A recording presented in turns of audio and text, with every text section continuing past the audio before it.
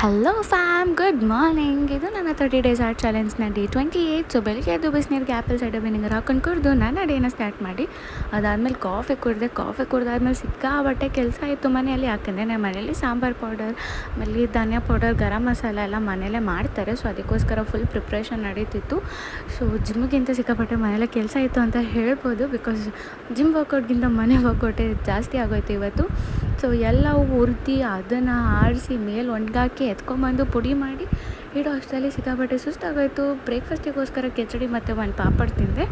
So ಅದಾದಮೇಲೆ ನಮ್ಮ ಅಮ್ಮ ಚೂರು ಅರಿಶಿನ ಕೊಂಬು ಎಲ್ಲ ಕುಟ್ಕೊಡು ಅಂತ ಹೇಳಿದ್ರು. ಸೊ ಆ ಕೆಲಸ ಎಲ್ಲ ಮಾಡಿಕೊಡ್ತಾಯಿದ್ದೆ.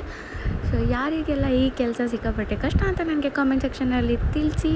ಅದಾದಮೇಲೆ ನಾನು ಈವ್ನಿಂಗ್ 1 ಕಪ್ ಕಾಫಿ ಕುಡಿದೆ. ಬಿಕಾಸ್ ಸಿಕ್ಕಾಪಟ್ಟೆ ಟಯರ್ಡ್ ಆಗಿತ್ತು, ಅದಕ್ಕೋಸ್ಕರನೇ.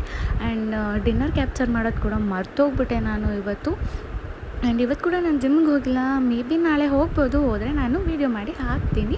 ಆ್ಯಂಡ್ ಇದಾಗಿತ್ತು ನಾನು ಇವತ್ತಿನ ಬ್ಲಾಗ್. ಹೋಪ್ ಎಲ್ರಿಗೂ ಇಷ್ಟ ಆಗಿರುತ್ತೆ ಅಂತ ಭಾವಿಸ್ತೀನಿ. ಇಷ್ಟ ಆಗಿರೋ ಸಪೋರ್ಟ್ ಮಾಡೋದು ಮಾತ್ರ ಮರಿಬೇಡಿ. Thank you for watching and bye.